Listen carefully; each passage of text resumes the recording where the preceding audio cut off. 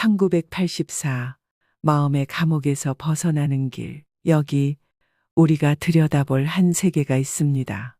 1984년이라는 이름표를 단 잿빛 하늘 아래 숨막히는 감시가 일상이 된 곳입니다. 주인공 윈스턴 스미스가 거닐던 런던의 거리는 삶은 양배추와 낡은 먼지 냄새로 가득했고 어디서나 빅브러더라는 거대한 눈이 사람들의 일거수일투족을 꿰뚫어보고 있었습니다. 이 이야기는 단순한 미래 소설을 넘어 인간 마음 깊은 곳의 고통과 속박 그리고 그것을 넘어설 가능성에 대한 깊은 성찰을 담고 있습니다. 오늘 우리는 이 어두운 거울 속에서 우리 자신의 모습을 비춰보고 그 안에서 길어 올릴 수 있는 삶의 지혜를 함께 찾아보고자 합니다. 첫 번째, 감시의 눈, 불안의 씨앗. 1984년의 세계는 끊임없는 감시로 뒤덮여 있습니다. 텔레스크린은 모든 소리와 행동을 포착하고 사상경찰은 생각마저 단속합니다. 윈스턴은 늘 불안과 두려움 속에서 살아갑니다. 들키면 어쩌나, 처벌받으면 어쩌나 하는 마음은 그림자처럼 그를 따라다닙니다. 이것은 외부의 억압이 만들어내는 고통이지만 그 뿌리는 우리 마음속에 깊이 박혀 있습니다. 우리는 어떻습니까? 타인의 시선, 사회의 평가, 미래에 대한 걱정이라는 보이지 않는 텔레스크린 앞에서 얼마나 자주 불안해하고 두려워합니까? 안전하고 인정받고 싶은 욕구는 자연스러운 것이지만 그것에 과도하게 얽매일 때 우리는 스스로를 괴롭힙니다. 1984년의 지배자들은 바로 이 인간의 불안과 욕망을 이용합니다. 감시를 통해 복종을 강요하고 두려움을 통해 통제합니다. 윈스턴이 텔레스크린 앞에서 억지 미소를 짓듯 우리 역시 세상의 기준에 맞춰 자신의 감정을 숨기고 거짓된 모습을 보일 때가 있습니다. 하지만 진정한 평화는 외부 조건에 좌우되지 않습니다. 감시하는 눈이 있든 없든 내 마음이 먼저 평온함을 찾을 때 우리는 비로소 자유로워질 수 있습니다. 중요한 것은 외부의 시선이 아니라 내 마음을 스스로 들여다보는 것입니다. 두 번째, 생각의 족쇄, 이중사고와 언어의 감옥. 이 세계에는 이중사고라는 기묘한 정신상태가 존재합니다. 모순된 것을 동시에 믿고 불편한 진실을 외면하며 심지어 기억마저 왜곡하는 능력입니다. 또한 신어라는 새로운 언어는 사용할 수 있는 단어를 극도로 제한하여 체제에 반하는 생각 자체를 불가능하게 만듭니다. 전쟁은 평화, 자유는 예속, 무지는 힘이라는 슬로건은 이러한 생각의 족쇄를 상징적으로 보여줍니다. 이것은 우리 마음을 가두는 거대한 착각, 스스로 만든 감옥과 같습니다. 현실을 있는 그대로 보지 못하고 스스로를 속이며 살아가는 모습입니다. 지배체제는 사람들이 진실을 보지 못하도록 끊임없이 생각의 틀을 왜곡합니다. 입은 증오를 통해 맹목적인 분노를 주입하고 신호를 통해 생각의 가능성 자체를 차단합니다. 우리 삶 속에도 이런 모습은 없을까요? 스스로의 생각과 감정을 정직하게 마주하지 못하고 사회가 만들어 놓은 틀 안에서만 세상을 바라보려 하지는 않습니까? 불편한 진실보다는 달콤한 거짓에 안주하고 익숙한 관념의 감옥에 갇혀 새로운 가능성을 보지 못할 때가 많습니다. 마음의 감옥에서 벗어나기 위해서는 끊임없이 자신의 생각과 감정을 알아차리고 사물을 있는 그대로 보려는 노력이 필요합니다. 전쟁은 결코 평화일 수 없으며 진정한 자유는 생각의 예속 상태에서는 결코 찾을 수 없음을 깨달아야 합니다. 세 번째, 끝없는 갈증, 권력욕과 그 허망함. 이야기 속 오브라이언은 말합니다. 권력을 추구하는 이유는 오직 권력 그 자체를 위해서라고. 타인을 지배하고 고통을 줌으로써 자신의 존재를 확인하려는 뒤틀린 욕망입니다. 이것은 결코 채워지지 않는 갈증과 같습니다.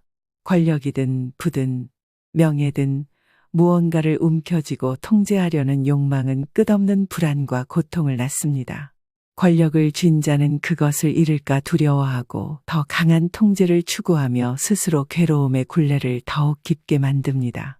1984년의 지배자들은 모든 것을 통제하려 하지만 바로 그 통제하려는 마음 때문에 가장 깊은 고통 속에 갇혀 있는지도 모릅니다.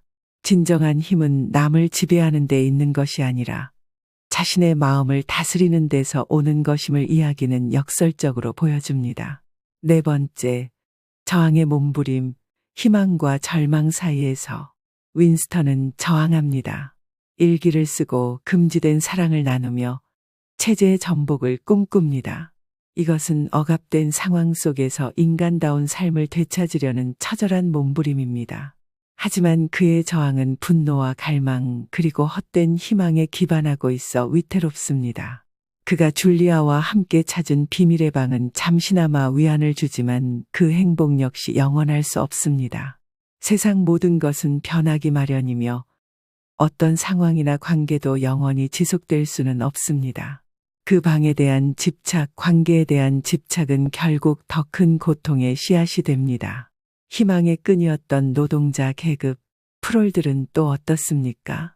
윈스턴은 그들에게서 잠재력을 보지만 동시에 그들의 무관심과 현실 안주 앞에서 깊은 절망을 느낍니다. 깨어나기 전에는 저항할 수 없고 저항하기 전에는 깨어날 수 없다는 딜레마는 변화의 어려움을 여실히 보여줍니다. 중요한 것은 결과에 대한 집착보다 현재의 마음 상태를 알아차리며 어떤 행동을 하는가입니다. 외부 세계를 바꾸려는 노력만큼이나 중요한 것은 자신의 내면을 성찰하고 다스리는 일입니다. 진정한 변화는 안과 밖에 함께 이루어질 때 가능합니다. 다섯 번째, 부서진 인간, 백일호실 너머의 진실. 이야기의 정점인 백일호실에서 윈스턴은 자신의 가장 깊은 공포와 마주합니다. 그는 살아남기 위해 사랑했던 줄리아를 배신하고 그의 마지막 인간성마저 철저히 파괴당합니다. 그리고 마침내 그는 빅브러더를 사랑하게 됩니다. 백일호실은 우리 각자가 가진 가장 깊은 두려움, 가장 떨쳐내기 힘든 집착을 상징합니다. 그것과 마주했을 때 인간은 가장 나약한 모습을 드러냅니다. 윈스턴의 마지막 굴복은 공포 앞에서 나라는 존재를 지키려는 처절한 몸부림이 어떻게 자기 파괴로 이어지는지를 보여줍니다. 그가 느끼는 사랑은 자발적인 감정이 아니라 모든 저항을 포기하고 거대한 거짓에 완전히 동화되어 버린 영혼의 죽음 상태입니다. 이것은 진정한 마음의 평화와는 거리가 멉니다. 참된 평화는 외부의 강요나 공포에 의한 굴복이 아니라 고통의 원인을 명확히 이해하고 그것을 스스로 소멸시킴으로써 얻어지는 고요하지만 단단한 마음의 상태입니다. 1984년이 그린 세계는 우리에게 깊은 질문을 던집니다. 우리는 무엇에 얽매여 고통받고 있는가? 무엇을 두려워하며 진실을 외면하고 있는가? 감시와 통제, 거짓과 증오가 만연한 세상 속에서도 인간의 존엄성을 지키고 마음의 평화를 찾는 길은 어디에 있는가? 이 암울한 이야기 속에서도 우리는 길을 찾을 수 있습니다. 외부의 조건이 아무리 혹독할지라도 우리에게는 자신의 마음을 들여다보고 알아차릴 힘이 남아 있습니다. 고통의 근원이 내 안의 욕망과 집착 그리고 세상을 있는 그대로 보지 못하는 어리석음에 있음을 깨달을 때 우리는 비로소 그 굴레에서 벗어날 수 있습니다. 윈스턴의 투쟁은 실패로 끝났지만 그의 이야기는 끝나지 않았습니다. 그것은 우리 마음속에서 계속 울리며 스스로를 성찰하게 합니다. 부디 이 이야기가 여러분이 자신의 삶을 더 깊이 이해하고 어떠한 상황 속에서도 흔들리지 않는 내면의 평화를 찾아가는데 작은 등불이 되기를 바랍니다. 세상의 소음 속에서도 자신의 내면의 소리에 귀 기울이십시오. 마음의 눈으로 세상을 바라볼 때 고통 속에서도 희망을 발견하는 지혜를 얻을 수 있을 것입니다.